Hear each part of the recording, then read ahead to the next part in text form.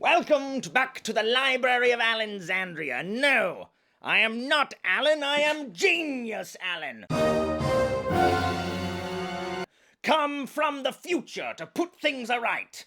Alan is unfortunately indisposed because Dr. Philip Chase, seeing that he was growing too powerful, Dr. Philip Chase and his group of Minimalists, they found his underground bunker due to a traitor among the ranks. And then Dr. Philip Chase threw a car at him, and so he is currently recuperating at an undisclosed location. And I am here to set things aright and recover and bring to him the secrets contained within these epic tomes. Now, I do not have much time before Chase and the Minimalists find me, so I have invented, in order to procure the information in the most rapid way possible, I have invented a serum. And this serum, what it does is it makes your synapses and neurons fire so quickly that you can read at the speed of turning the pages instantly. I call it Kyle Aid.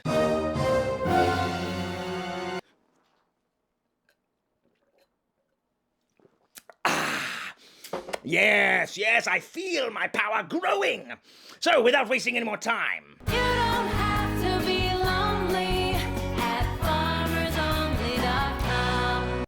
let's discuss the books that I have acquired and whose knowledge will soon be in my brain space.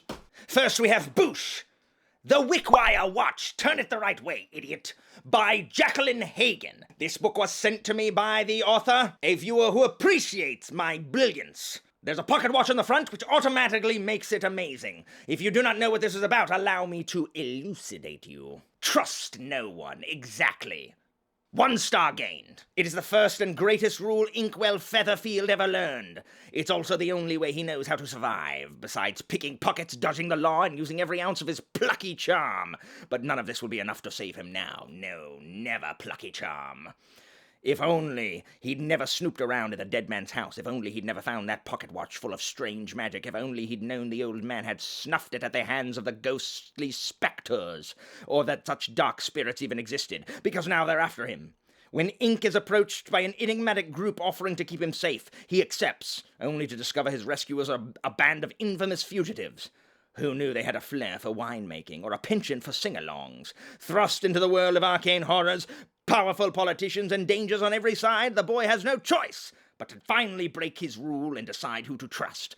But with all the secrets, magic, and mystery thickening around him and the stakes so much higher than he ever imagined, it might just be downright impossible. Let's see! Reddit! Next we have Boosh, Gates of Fire, by Stephen Pressfield. I've heard that this is an amazing standalone historical fiction, but it's about bloody Thermopylae, and I'm so tired of hearing about Thermopylae because it's the only thing that anybody talks about in Greek history. Anyway, everyone says it's freaking amazing, that it's the best standalone historical fiction ever, but it's about Thermopylae. But I flipped through it and it looks like it's from multiple POVs, like Xerxes, who just was sitting on a mountain in his golden chair. Let's see, is it as good as they say? Reddit, you'll have to wait for Alan's review. Next, we've got What a Nerd Book, The Peloponnesian War by Donald Kagan. This is a book, a non-fiction book, about the Peloponnesian War, one of the most interesting conflicts in human history. I can promise Alan will salivate over how good this book is, because it's just about the Peloponnesian War. Amazing, let's check. As good as I suspected. Next on the list we have Boosh, Thrice, by Andrew Meredith. And look, the eye in Thrice is a needle. How clever the cover is. This is a book sent to me by Andrew Meredith, who is a good friend of Alan's, though he does not match my genius. If you do not know what Thrice is about, allow me to illuminate it for you. A father and son flee those that seek the boy in his bottomless well of soul-searing magic. Jovan will stop. It could be Jovan. I don't know how J's are pronounced in this universe. Will stop at nothing, even face the mysterious bear himself for the chance at a normal life for the boy. Despite the wearying road and the darkness found around every corner, Thrice is a rich tale of found family and the road that binds travelers together. Oh, how sweet. And also, it is quite short, only 312 pages, which will amuse Alan greatly, but it is nothing for a genius like mine. Read it! Next, we have Boosh, the man who wrote the perfect novel. I'll be the judge of that, and this is by Charles J. Shields. This is a biography about the brilliant novelist John Williams,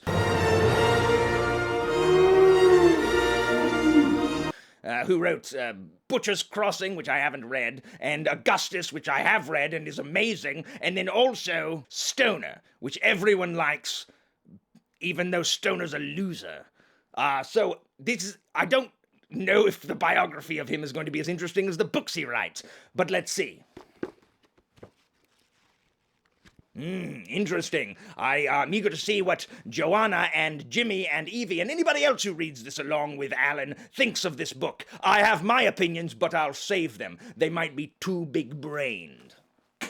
Next, Boosh, The Severing Sun by Vaughn Roycroft. Vaughn Roycroft, whose name is only suited to the noblest of villains, aiding the mighty Philip Chase, aiding the treacherous Dr. Chase on his quest to eliminate those who oppose him. This book was acquired to find some kind of insight into their evil plans. I hear this is Celtic-inspired, and that there's a fantastic duel. Philip Chase himself has stated it's the best self-published book he's ever read. High praise, considering his own book is also self-published. And also, this cover is really good with these people on these horses. Don't you like that? I think that's pretty cool. If you don't know what this one is about, allow me. Tales of the Bringer of Urinan has been told for generations, but never had the prophecy felt so near to so many. Elan wasn't sure if she even believed one man could cause a sort of upheaval that would change the world, and yet, just as the prophecy foretold, dark forces were on the rise, including many spally warbands riding across the borderlands. It was in pursuit of one such warband when Elan's host discovered the hidden compound of the outcast. She'd heard how the former chieftain of the mighty Amalus clan had been justly accused of murdering his rival, how the conflict had begun over a woman, how the outcast's son, born of that same woman, perfectly matched the prophecy's foretelling of the bringer. Prophecy aside, it seemed that fate had led Elan into the midst of a legend. Because of a choice made in the heat of battle, Elan found herself bound to an outlaw, hunted by friend and foe alike. Whether she believed in prophecy or not, she found herself entangled with a lone figure who vowed to seek the sort of upheaval that might just change the world. Could Valdan, son of the outcast, truly be the bringer of Urinan? Well, I know, and you don't. You'll have to read it to find out. Next we have Deathless Beast, What They Shall Call Me Once I Have Mastered My Immortality Serum. This is also by Andrew Meredith. Fates intertwine. Pantheon calls. Darkness grows. Far too many blame their own bad luck on Hanin and Ralia Clau. I can't pronounce these. Far too many blame their own bad luck on Hanin and Ralia Clau. When opportunity knocks, they leap to put their past behind them. In the turmoil of a holy order fraught with lies, frustration, and heresy, the paladin Gined Brazstein is called to deeper faith. When Katiam takes up a seemingly ageless seed pod from a botanist's desk, she cannot guess at the change it will bring. While life stirs within that seed, while the path to deeper faith beckons, while there is a coin to be made upon the road, darkness moves, a winged, deathless wraith invisible to the gods. I have heard nothing but good things about this from my friends Tori and Chiago and Anitha. They insist that I will enjoy this book. Well, they can't tell me what to do. Very interesting. Next we have Boosh, The Cuckoo, Book 3 of the Under the Northern Skies trilogy by Leo CaRu. Look at how long this is. It's unjustifiably long. It's not actually 1,200 pages, even though it looks like this. This was taken off the corpse of one of mine enemies. Couldn't even recognize it. Taken, plundered, now to be read. What a gripping conclusion. Thank you, Nameless Corpse. Next we have Boosh, The Purple Prince by Sebastian Munoz, also sent by the author, and what a gorgeous-looking hardback this is. My friend Jimmy Nuts recommends this tremendously. Book 1 of The River Dream. 1,000 years have passed since the fall of the gods. Those who remain faithful to them are hunted down and killed by the tyrannical Kildarian Empire. I love tyrannical Kildarian empires. Meanwhile, the dead are brought back in untold numbers, and anyone who dreams goes mad. The Purple Prince is an opening chapter in a thrilling new fantasy series. It follows the lives of 4 extraordinary people bound together by destiny. Mila, a loyal follower of the gods who has sworn to bring them back to life. Benedict, son of the Emperor, next in line to the Kildarian throne. Angelo, a master assassin who has been given his greatest assignment yet. And Raywin, heir to the Earth's End, who alone knows the whereabouts of the infamous Purple Prince.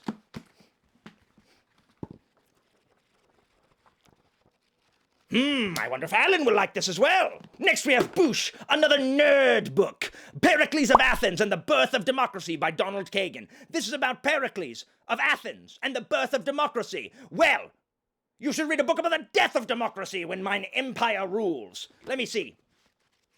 Just as I suspected, for nerds. Next we have Boosh, the Clockwork Boys, which is significantly shorter than its sequel, The Wonder Engine. And this is by T. Kingfisher.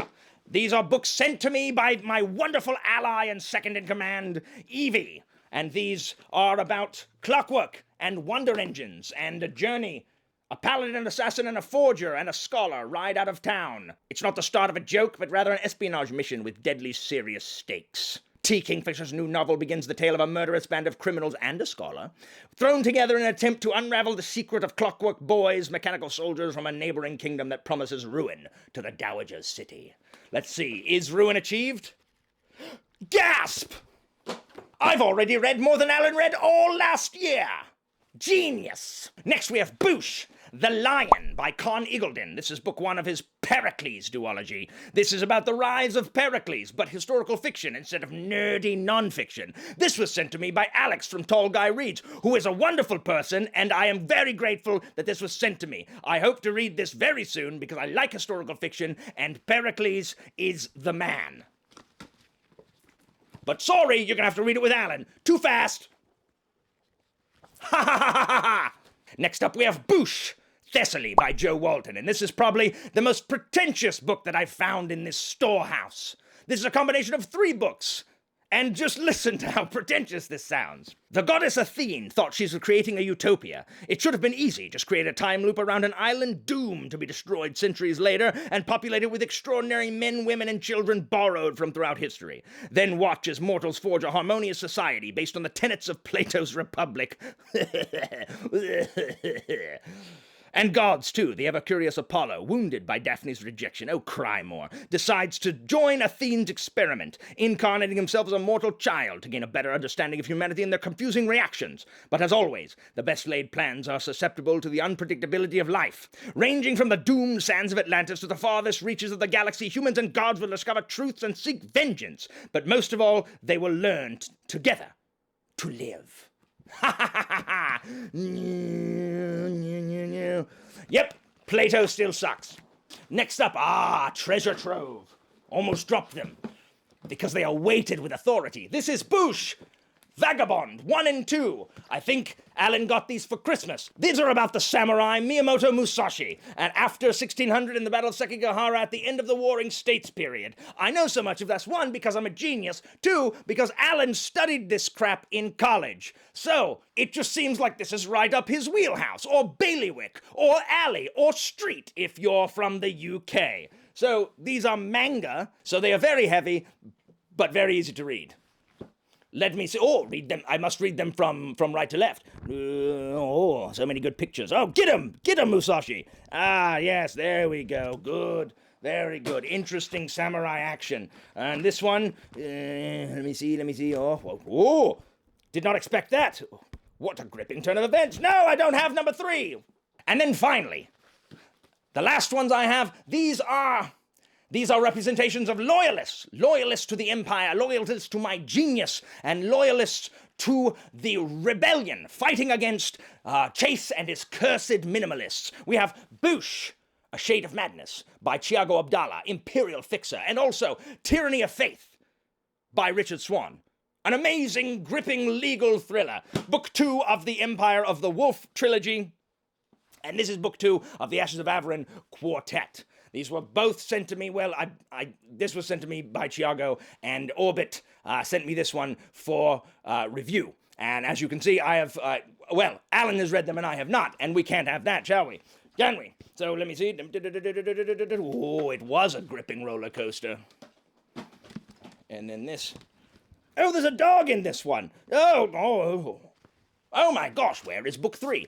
So anyway, that is my genius. I have read all of these books. If you have more, please let me know where they lie, so I might bring this knowledge that I have learned and kept in my memory vaults to Alan as he recovers in an undisclosed location from the vile machinations of Philip, Chase, and the Minimalists. I apologize if you tuned in to listen to Alan, but you got the upgraded, better version instead. And so that is it for me for today. Have you read any of these? Which of these should Alan read? I've read all of them. You witnessed through the power of my Kyle Aid serum. Which one should Alan prioritize reading? As always, information about his Patreon and Discord is down in the description, and he will see you next time once he has recovered and goes to strike the killing blow against the foes of darkness. I do not like that goggle-wearing wastrel. I agree, we must dispose of this cur. I agree there, Poshy boy. That is one rascally varmint.